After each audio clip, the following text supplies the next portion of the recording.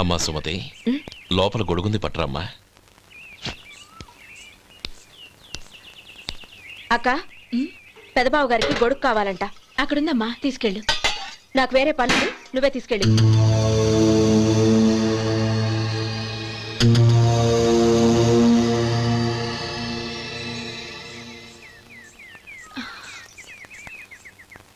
బావగారు, ఇదిగోండి గొడుగు.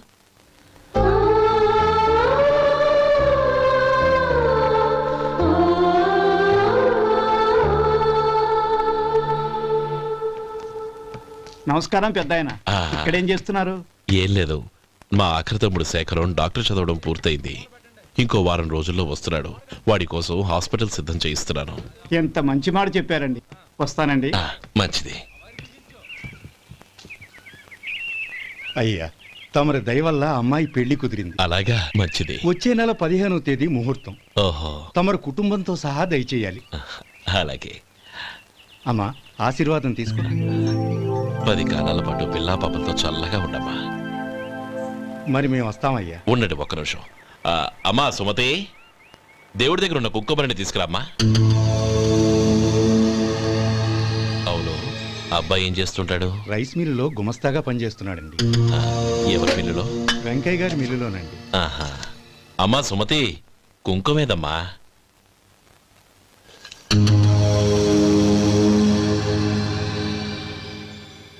అన్నయ్య,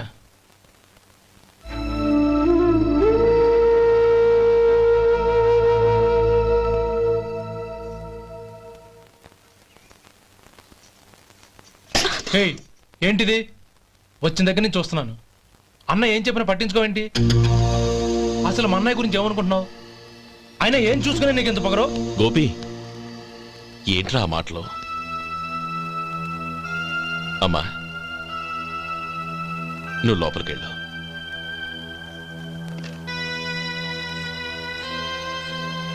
రే గోపి, కొత్త కదరా, ఎందుకలా కంగారు పెడతావు?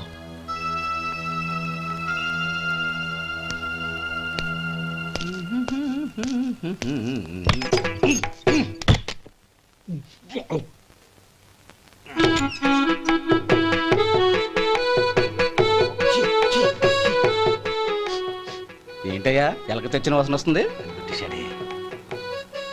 ఎక్కడా?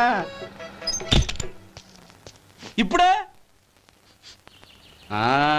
పోయింది.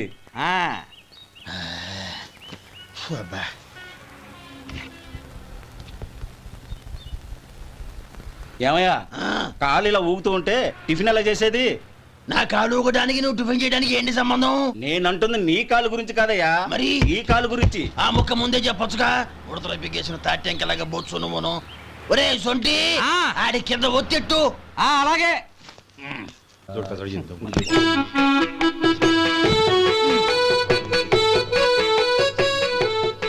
ఇప్పుడు ఓకే.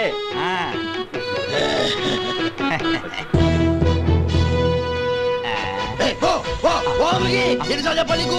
ఒకసారి బుద్ధి లేదు. కడుపు గడ తిన్నావు, గడి తిన్నావా? పోతకి పో పో పో పో పో. అబ్బా,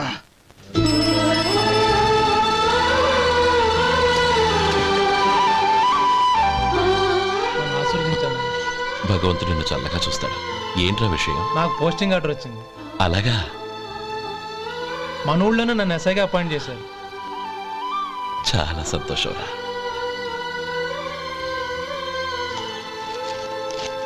అన్నయ్య, నాకు కాదురా, ముందు మీ ఆవిడికి పెట్టు. ఇదంతా అమ్మాయి అదృష్టం.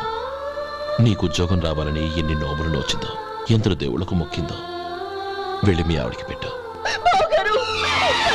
అరే, ఏంటమ్మా ఇది? నా మొహం చూస్తే ఎలాంటి పనైనా నాశనం అయిపోతుందని, నేను నష్ట జాతకురాలని మా నాన్న ఎప్పుడు అంటుండేవారు. అదే నా మనసులో నాటుకుపోయింది. ఆ రోజు మీరు కుంకుమ భరిని అడిగినప్పుడు శుభమా అంటూ పెళ్లి చేసుకోబోయే ఆ పిల్లకి నా చేతులతో కుంకుమ ఇచ్చానంటే ఎక్కడ అశుభం జరుగుతుందోనని భయపడ్డానండి. అందుకేనండి మీరు బయటికి వెళ్తూ గొడుగు అడిగినా ఇవ్వకపోవడం, ఏదో రాకపోవడం. అంతేగాని నా బతుకులో వెలుగు నింపిన మిమ్మల్ని అవమానించేంత దుర్మార్గురాలి కాదండి నేను. లేమ్మా. ఏంటమ్మా ఇది? చిన్నపిల్లల లేదండి, నాకు అదృష్టం ఉందని, నా పూజకు ఓ విలువ ఉందని మొట్టమొదటిసారి అందు మీరే. ఈ క్షణమే నా ప్రాణాలు పోయినా పర్వాలేదు బావగారు, ఆ ఒక్క మాట చాలు. ఊరుకో. మంచి చెట్లకు మనుషులే కారణమైతే ఇక గుళ్ళెందుకు, దేవుళ్ళెందుకు? పిల్లెదురొస్తే అశుభమని, నక్కతోక తొక్కితే శుభమని అంటారు. అలా అయితే అందరూ ఇళ్లలో నక్కల్నే పెంచుకోవచ్చుగా. అలా ఎందుకు చేయరు? మంచి చెడు అన్నది మనుషుల మనసుల్లో ఉంటుందమ్మా, ఆశీర్వదించే చేతుల్లో కాదు. ఇక మీదట నేనెప్పుడూ నీ కళ్ళలో నీళ్లు చూడకూడదు, సరేనా? రే, అమ్మాయికి తీపి తినిపించు. పెట్టా.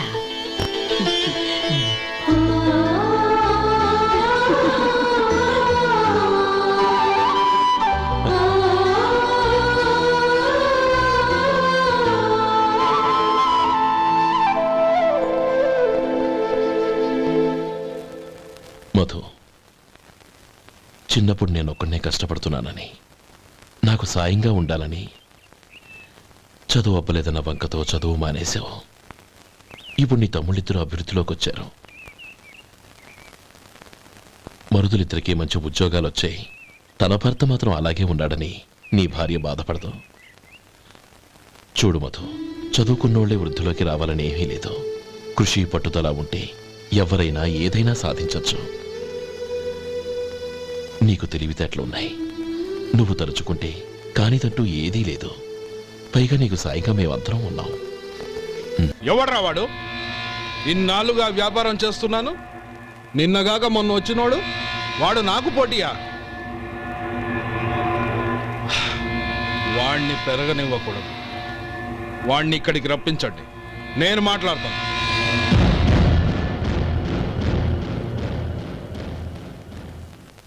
నమస్కారం అండి.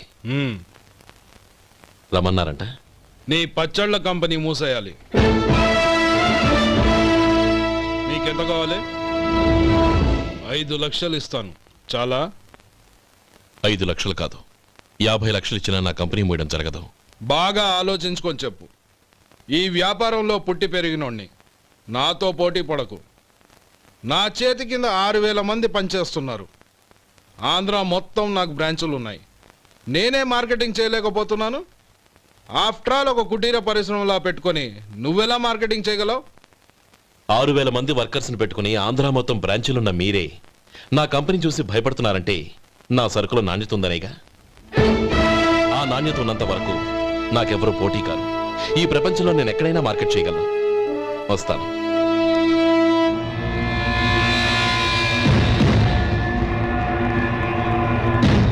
ఇక్కడ ఏం లేదండి. ఇక్కడ ఏం లేదండి.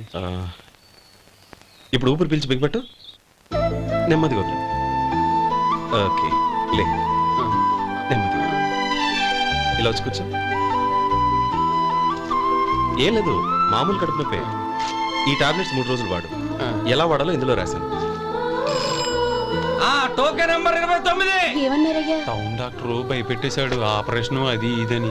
కానీ ఈ డాక్టర్ బాబు ఏమీ లేదని చెప్పాడు. అలాగా? ఈ బాబు 10 కాలాల పాటు చల్లగా ఉండాల.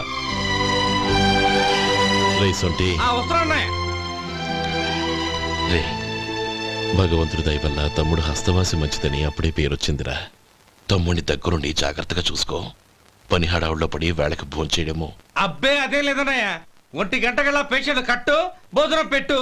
అది అలా జాగ్రత్తగా చూసుకో. నేను చూసుకుంటాను కదన్నయ్య, నువ్వు వెళ్ళు.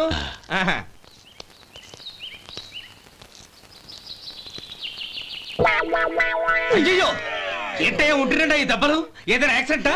అదేం కాదండి, మరి గోరు కొరికినందుకు ఎలక్ట్రిక్ స్తంభానికి కట్టేసి ఇలా రక్తం వచ్చేలా కొట్టారండి. ఊరు కొరికినందుకు ఎలక్ట్రిక్ స్తంభాన్ని కట్టేసి ఇంతలా కొడతారా? వాళ్ళు అసలు మనుషులా, రాక్షసులా? చాలా థ్యాంక్స్ అండి, కనీసం మీరైనా అర్థం చేసుకున్నారు. వాళ్ళు అర్థం చేసుకోలేదండి.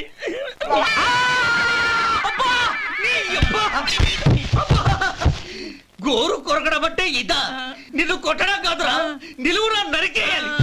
మన 2 ఊర్ల పొలిమేరలో ఉన్న ఈ మల్లికార్జున స్వామి వారి దేవాలయం జీర్ణదశలో ఉందన్న విషయం మీ అందరికీ తెలుసు. ఇన్నాళ్ళు మీ ఊరు వాళ్ళు పట్టించుకుంటారని మా ఊరి వాళ్ళు, మా ఊరి వాళ్ళు పట్టించుకుంటారని మీ ఊరి వాళ్ళు దీన్ని ఇలా వదిలేశారు. ఈ గుడి మీ ఊరికి ఎంత ముఖ్యమో మా ఊరికి అంతే ముఖ్యం. కాబట్టి మన ఇరు గ్రామ ప్రజలు కలిసి దాన్ని బాగు చేయించి కుంభాభిషేకం చేయించాలనే సదుద్దేశంతో ఒక కమిటీని ఏర్పాటు చేశాం. ఈ కమిటీలో 2 గ్రామాలకు సంబంధించిన ప్రముఖులు ఉన్నారు.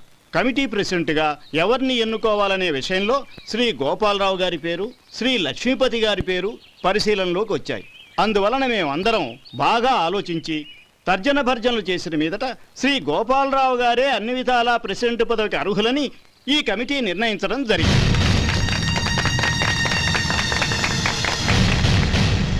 అంచేత ఈ ఉభయ గ్రామ ప్రజలు శ్రీ గోపాలరావు గారికి ఉదారంగా విరాళాలు అందజేసి ఈ శుభకార్యాన్ని జయప్రదం చేయవలసిందిగా కోరుతున్నాం. ఏంటి ఇంకా రాలేదా? ఏంటయ్యా టైం 10 అవుతోంది, బోర్డు మీద 10 గంటలను రాసుంది. మీ డాక్టర్ ఇంకా రాలేదు. అసలు మీ డాక్టర్ కి టైం సెన్స్, పంక్చువాలిటీ ఏమైనా ఉన్నాయా? ఇంతకీ మీరెవరండి? నేను డాక్టర్ అమ్మని. ఓహో, మీరు డాక్టరేనా? డాక్టర్ అంటే డాక్టర్ని కాదయ్యా, డాక్టర్ని చేసుకోబోయేదానని అర్థం. ఓహో, అవును, నువ్వెవరు? నేను ఇక్కడ టోకన్ ఇస్తూ ఉంటానులేండి. తప్పుకో, తప్పుకోవయ్యా. అవును, మీ డాక్టర్ కి ఎవరో అన్నయ్య ఉన్నాడంట కదా, ఎలాంటోడు? ఎలాంటోడంటే అదేనయ్యా, చాలా కోపిస్తని విన్నాను. ఎందుకని అడుగుతున్నారు? ఎందుకంటావేంటయ్యా? ఆ అన్నయ్య మాట వినగానే మీ డాక్టర్ గడగడా వణికిపోతాడు. అసలు డాక్టర్ చదివే తమ్ముణ్ణి అలా భయపెట్టచ్చా? తప్పు కదా? తప్పేనండి. కాని కాని నాకు మీ డాక్టర్కి పెళ్ళవని ఆ అన్నయ్య సంగతి అప్పుడు చెప్తాను. ఏం చేస్తానండి? ఏం చేస్తానా? సంవత్సరం తిరగకుండానే కవల పిల్లల్ని కని వాళ్ళ అన్నయ్య చేతిలో పెడతాను. వాళ్ళకి 5 సంవత్సరాలు వచ్చేసరికి ఆయన్ని బాగా మొట్టికెళ్ళేస్తారు. అలా నా కసి తీర్చుకుంటాను.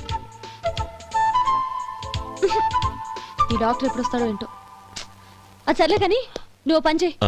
మీ డాక్టర్ రాగానే నేను వచ్చి వెళ్ళానని చెప్పు. నేను అంటే ఓ, నా పేరు చెప్పలేదు కదా, నందిని. ఏం చెప్తావు? అదేనండి, నందిని గారు వచ్చి వెళ్ళారు అని చెప్తాను. గుడ్, పైకొస్తావు.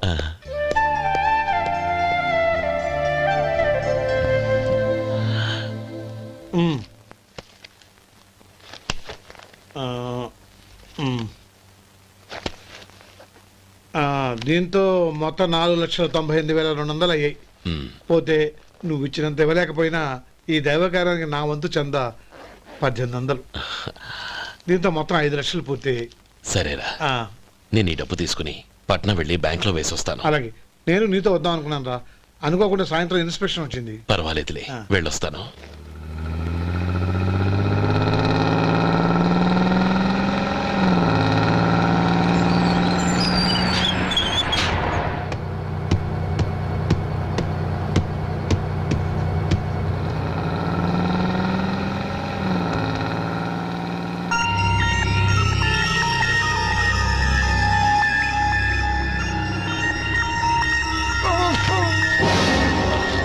అయ్యో, మూర్ఛ మూర్ఛ, బసాపండి బసాపండి. ఇదిగోండి తాళం చేతులు గుర్తు. ఈ తాళాలు చేతిలో పెట్టండి. వీటి వల్ల ప్రయోజనం లేదు. 4 ఖర్చుకోకుండా పళ్ళ మధ్య పెట్టడానికి గట్టిగా ఏదైనా ఉంటే ఇవ్వండి. ఇదిగో ఇది చూడండి.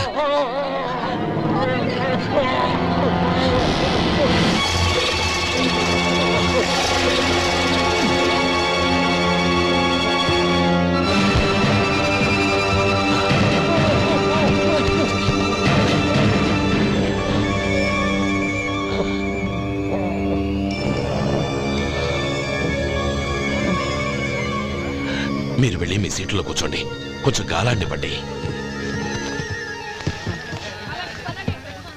ఇప్పుడు ఎలా ఉంది బాబు?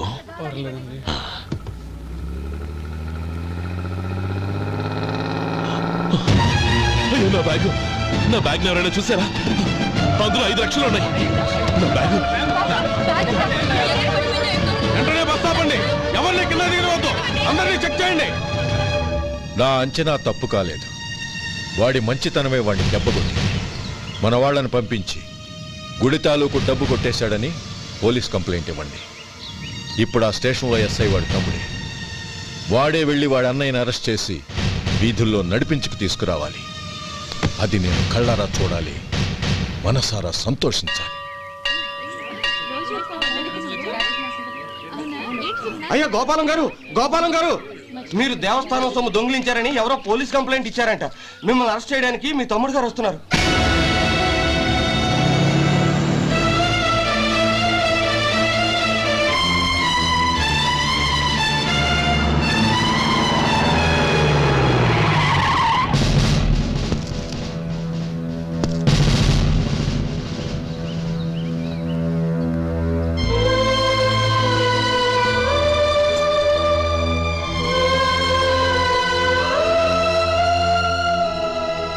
చూడు గోపి, ఎప్పుడు నువ్వు ఉద్యోగంలో చేరావో అప్పుడే తనా పరానే తేడా మర్చిపోవాలి. నేరం చేసిన వాడు నీ తమ్ముడైనా అన్నైనా సరే శిక్షించాల్సిన బాధ్యత నీది. అదే నువ్వు నీ ఉద్యోగానికి ఇచ్చే గౌరవం.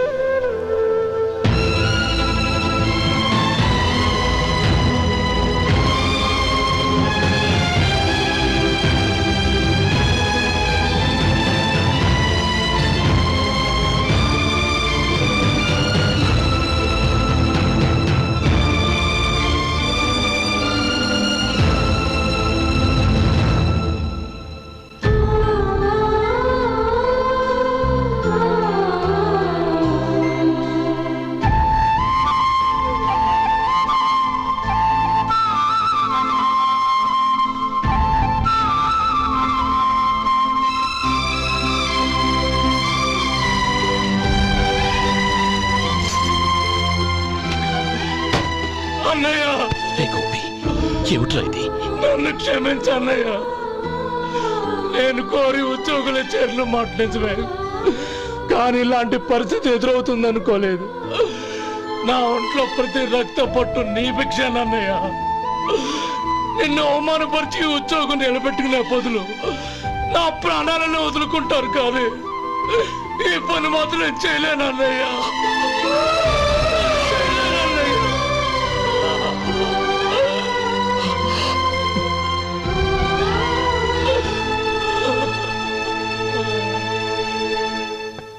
ఏరా, ఇన్నేళ్లు కష్టపడి సంపాదించిన ఉద్యోగానికి రాజీనామా చేస్తావా? కనీసం నీ పెళ్ళాం ఏమనుకుంటుందోనని ఆలోచించావా? ఇందులో అనుకోవడానికి ఏముంది మామగారు? ఎండనక వాననక కష్టపడి ఓ తండ్రి కంటే ఎక్కువగా ఈయన్ని పెంచి పెద్ద చేశారు బావగారు. అలాంటి దేవుణ్ణి అరెస్ట్ చేసే ఆ ఉద్యోగం ఈయనకు అవసరం లేదు. బాగుంది. అన్నకు తగ్గ తమ్ముడు, తమ్ముడికి తగ్గ పెళ్ళాం. సరే, మీ ఇష్టం. నానమ్మ, అన్నయ్యడి. నమస్కారం అండి. ఓ నువ్వా? రా కూర్చో. పర్వాలేదండి. ఏంటి ఇలా వచ్చావు? ఆ రోజు నా కంపెనీని మూసేయమన్నారు. ఇప్పుడు నేను మూసేయడానికి సిద్ధంగా ఉన్నాను. దానికి ప్రతిఫలంగా నాకు 5 లక్షలు కావాలి. అలాగే, నీకు కావాల్సిన 5 లక్షలు నేను ఇస్తాను. చాలా థ్యాంక్స్ అండి. కానీ మీరు మీ కంపెనీని మూసేయక్కర్లేదు. సార్? అవును మిస్టర్ మధు, మీ అన్నగారికి జరిగిన అన్యాయం గురించి తెలుసుకున్నాను. మీ కుటుంబం గురించి కూడా విన్నాను. సహజంగా అందరూ ఐకమత్యానికి ఉదాహరణ రామలక్ష్మణులు అంటారు. కానీ ఆ రామలక్ష్మణులు ఎలా ఉంటారనేది పుస్తకాల్లో చదవడం తప్ప ఎవ్వరూ చూడలేదు. మీ అన్నదమ్ములను చూస్తే ఆ రామలక్ష్మణులు ఇలాగే ఉండేవారేమో అనిపిస్తుంది.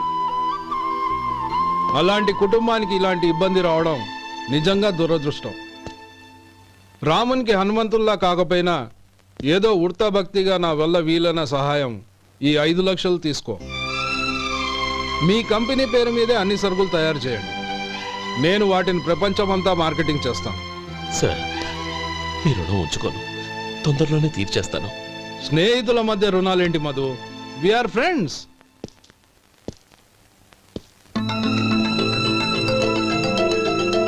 ఏంటో అక్కడ ఆగిపోయావు? రా. నువ్వు మీ అన్నయ్యని అరెస్ట్ చేయడానికి అట్టెళ్ళావు, ఆయన లొంగిపోవడానికి ఇటు వచ్చారు. అవును, యూనిఫామ్ చేత్తో పట్టుకొచ్చావేంటి? సార్, నేను రే, ఈ మాత్రం దానికే బెదిరిపోయి ఉద్యోగం వదులుకుంటావా? నువ్వు ఇలాంటివి ఎన్నో సమర్థవంతంగా ఎదుర్కోవాలి. నిన్ను నేను ఎస్పీగా చూడాలి. అది కాదన్నయ్య. ఇంకేం మాట్లాడకు. ఇన్స్పెక్టర్ గారు, నన్ను లాకప్లో పెట్టండి. ఆగండి సార్, ఆ డబ్బు ఎక్కడికి పోలేదు, నేనే తీసి జాగ్రత్త చేశాను. ఈ విషయం అన్నయ్యకి తెలియక బ్యాగులో డబ్బు కనబడకపోవడంతో అది పోయిందనుకున్నాడు. నే పట్నం నుంచి వచ్చేసరికి జరిగిన గొడవంతా తెలిసిందే. రే మధు, జరిగిన దానికి నన్ను క్షమించనయ్యా. ఇంటికి వెళ్ళాక అన్ని వివరంగా చెప్తాను. సార్, ఇదిగోండి 5 లక్షలు. ఇది కమిటీ వాళ్ళకి అప్పగించి ఈ కేసు కొట్టేయండి సార్.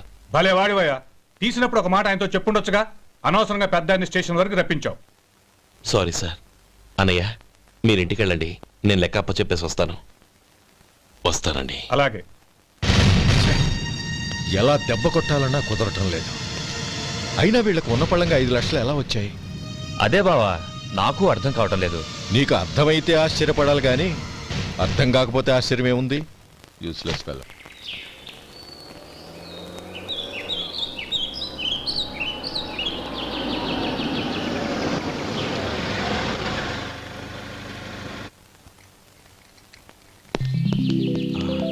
నువ్వు ఇక్కడే ఉండు.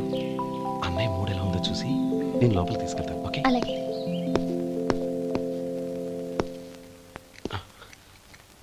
అన్నయ్య, ఏంట్రా? నేను చాలా రోజుల నుంచి నీకు విషయం చెప్తున్నాను, గుర్తుందా? ఏ విషయం? అదే అన్నయ్య, నేను ఓ అమ్మాయిని లవ్. ఓహో, లవ్ చేస్తున్నావా? ఆ విషయం నువ్వు నాకెప్పుడు చెప్పావురా? ఊళ్ళో అందరూ అనుకుంటుంటే నేను విన్నాను. సారీ అన్నయ్య, నీకు చాన్నాళ్ళుగా చెప్పాలనుకుంటున్నాను కదా, అందువల్ల చెప్పేశానేమో అనుకున్నాను. ఓహో, ఆ అమ్మాయి వచ్చిందన్నయ్య, బయట నిలబడి ఉంది. బయట నిలబెట్టడం ఏమిట్రా? లోపలికి తీసుకురా. అలాగే అన్నయ్య. ఏయ్, అన్నయ్య మంచి మూడ్లో ఉన్నాడు, రా. కమ్.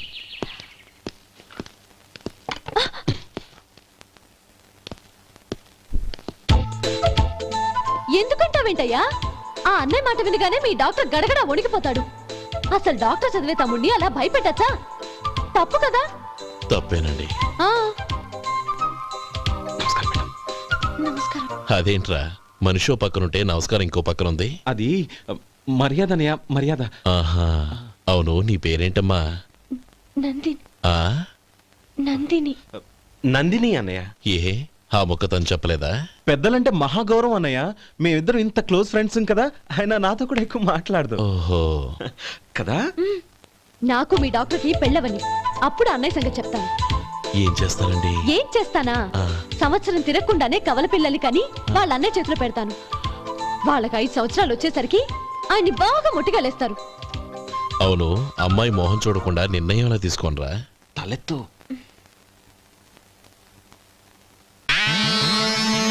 ఏం చెప్తా? అదేనండి, నందిని గారు వచ్చి వెళ్ళారని చెప్తాను. గుడ్, పైకొస్తావు. ఈయన మీ అన్నయ్య? అవును. నందిని, ఏమైంది? ఎందుకు ఏడుస్తున్నావు? ఈయన మీ అన్నయ్యని తెలియక తెలియక హాస్పిటల్ దగ్గర మర్యాద లేకుండా దురుసుగా మాట్లాడాను. ఆయన ఈ పెళ్లి ఒప్పుకోరు. ఊరుకో, అలాంటి చిన్న చిన్న విషయాల్ని మా అన్నయ్య పట్టించుకోడు. అయినా నేను కన్విన్స్ చేస్తాను కదా. ఆయనకంత అవమానం జరిగాక ఎందుకు కన్విన్స్ అవుతారు? చూడు, నువ్వు వేరే పెళ్లి చేసుకొని నీకు పుట్టబోయే బిడ్డకు నా పేరు పెట్టుకో. ఏంటో మాట్లా? నేనే నుయ్యగుయ్య చూసుకుంటాను. అదిగో ఆ చూపు చూడు, ఆ చూపు ఒకలా ఉంది. నందిని, నా మాట విను ప్లీజ్. నందిని, శేఖర్, ఆ అమ్మాయి చెప్పింది నిజమే. తనని ఎప్పుడైతే హాస్పిటల్ దగ్గర చూశానో అప్పుడే నేను నిర్ణయానికి వచ్చేసాను. విన్నావా? నేను చెప్పానుగా, ఆయన ఆల్రెడీ ఓ నిర్ణయానికి వచ్చేసారట. ఇక నేను వెళ్తాను. అలాగే వెళ్ళి ఈసారి వచ్చేటప్పుడు మీ అమ్మా నాన్నల్ని తీసుకురా. ముహూర్తాలు ఎప్పుడు పెట్టుకోవాలో నిర్ణయించుకుంటాం. అర్థం కాలేదా? నువ్వే మా వాడికి సరైన జోడి. అదే నేను తీసుకున్న నిర్ణయం. థ్యాంక్ యూ బావగారు, నన్ను ఆశీర్వదించండి. లేమ్మా, శీఘ్రమేవ కళ్యాణ ప్రాప్తిరస్తు.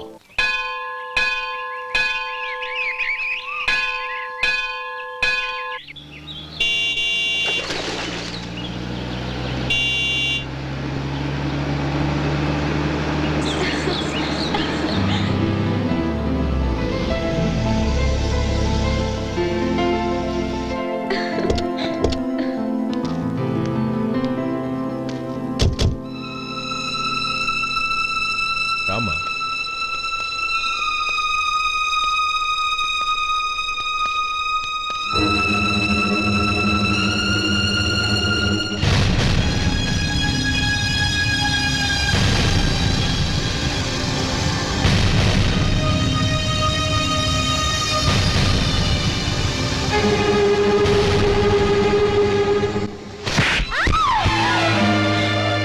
నా పరువు తీసావు కదే.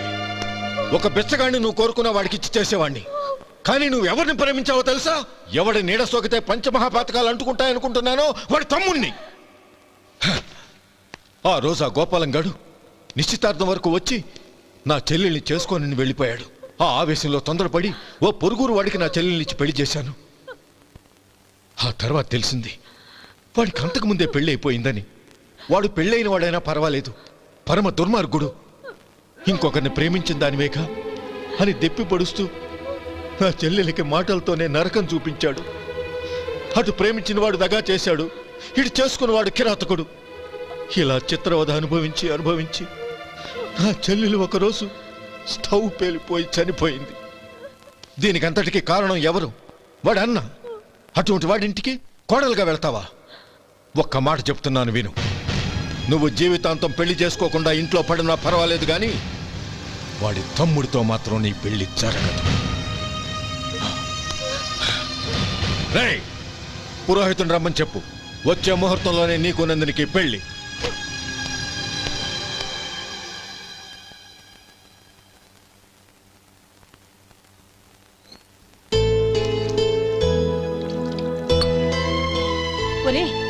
అదేంట్రా, ఒక ముద్దైనా తినకుండా చేయగడిగేశావు? నాకు ఆకలి కాలేదు నానమ్మ.